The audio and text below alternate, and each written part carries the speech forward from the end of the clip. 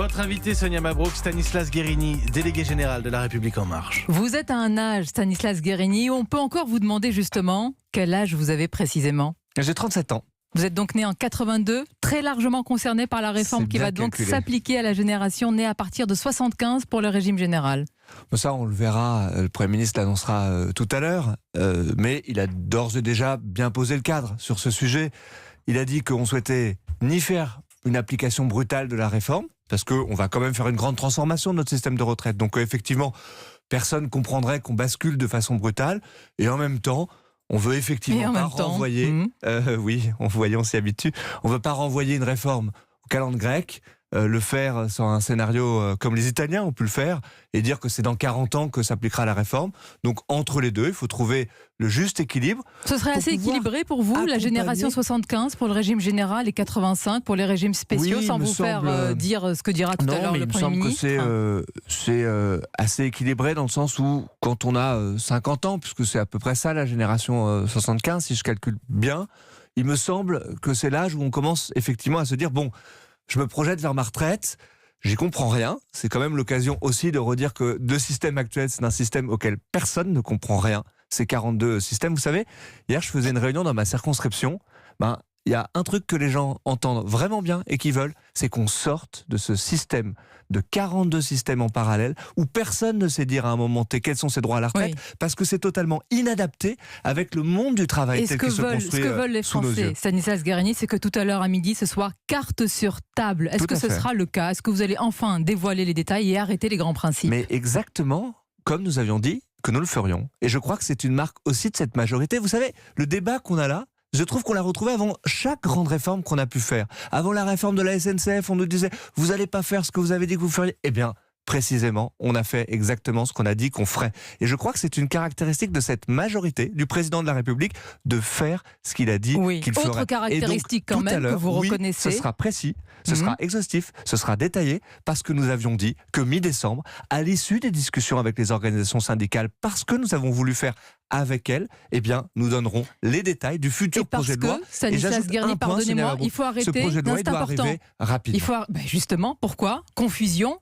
Et certains disent que vous avez été les premiers responsables et générateurs de cette confusion aujourd'hui avec vos atermoiements. Vous savez, je crois qu'on aurait été un petit peu plus vite. On nous aurait dit vous êtes des bulldozers, vous allez trop vite, vous n'écoutez pas. Bon, maintenant, je crois que il y a un principe qui me semble juste, c'est qu'avec une concertation longue, il faut une exécution de la réforme qui soit plutôt rapide. Sauf que ça ne sera pas terminé tout à l'heure. Une exécution tout ne sera pas tranché tout à l'heure.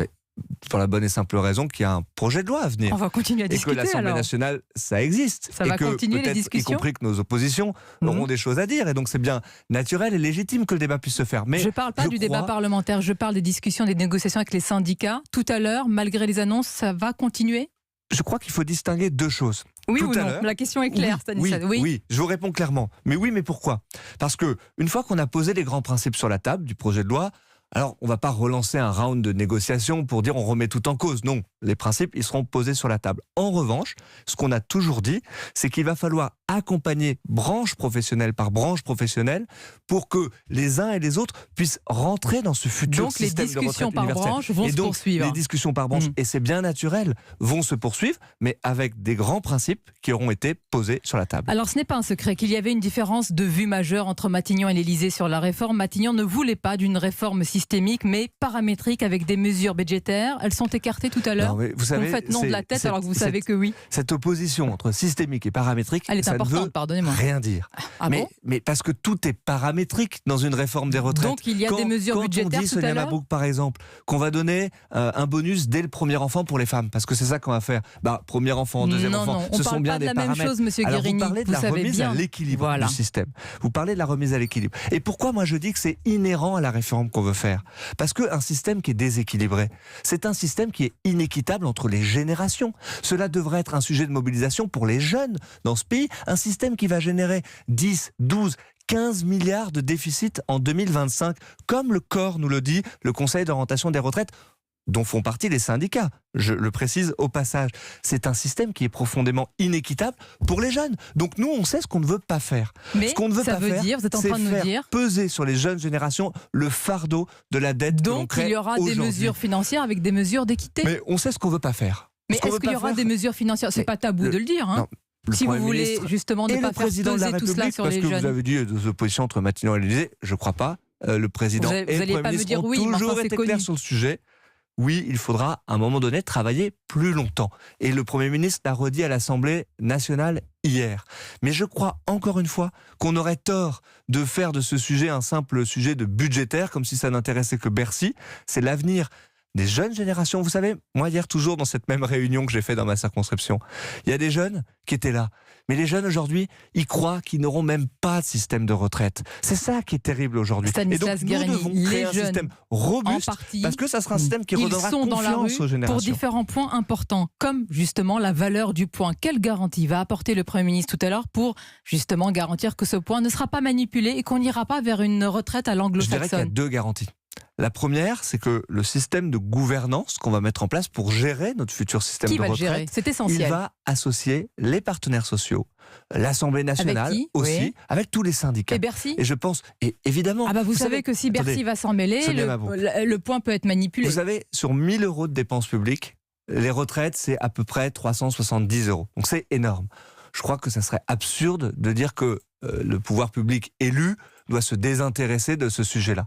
Et pour autant, on comprend bien qu'on ne souhaite pas que ça soit Gérald Darmanin, avec toute l'affection que j'ai pour lui, tout seul dans son bureau, qui décide, ou le futur Gérald Darmanin, qui décide de la valeur du point tout seul. Donc oui, nous voulons mettre en place un système de gouvernance qui associe les uns et les autres. Et la deuxième garantie que nous donnons, c'est que nous allons inscrire dans la loi une règle d'or qui dira que le point ne baissera pas. Oui, mais si vous Et j'y partez, ajoute un si vous dernier n'êtes plus élément, et Sonia vous ne Mabrouk. serez plus Il un faut être jour au précis ce matin. pouvoir, ça pourra changer, Laissez-moi juste Stanislas ajouter un Guerini, vous le dernier savez élément. bien.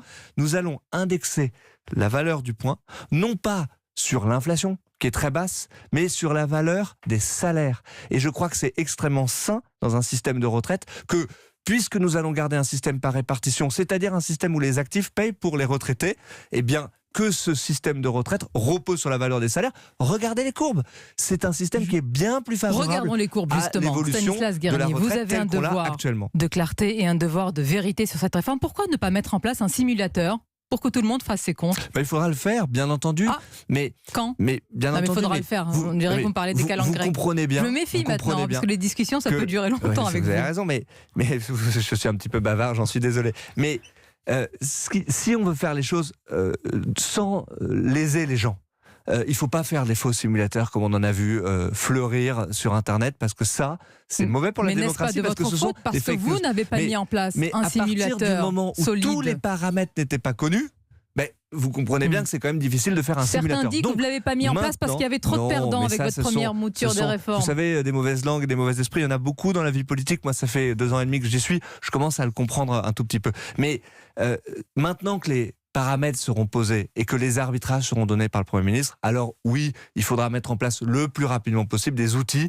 pour que chacun et chacune Donc oui, puisse se faire pour un une idée simulateur. sur sa propre On va évolution. conclure sur la nouvelle journée de mobilisation nationale mardi prochain. Le courage politique, disent certains, Stanislas Guerini, serait de dire on diffère, on s'y est mal pris, on remet tout à plat et on négocie vraiment avec les partenaires sociaux. Moi, je vous répondrai alors qu'il y a eu beaucoup de courage politique ces dernières décennies dans la vie politique Différer française. n'est pas reculer. Pour toujours différer. Regardez l'état du pays aujourd'hui. Je crois qu'au contraire, nous avons une responsabilité, et c'est peut-être celle d'une nouvelle génération de politiques qui sont arrivés en responsabilité, j'en fais partie, c'est d'arrêter de différer, d'arrêter de mettre sous le tapis et de transformer notre pays, parce qu'il a besoin de s'adapter aux grands enjeux qui sont devant lui. On verra tout à l'heure, midi, le Premier ministre, devoir de clarté, de vérité. Oui, bien entendu. Enfin, on verra. Merci Stanislas Merci à Guerini vous. d'avoir été notre invité ce matin sur Europe 1.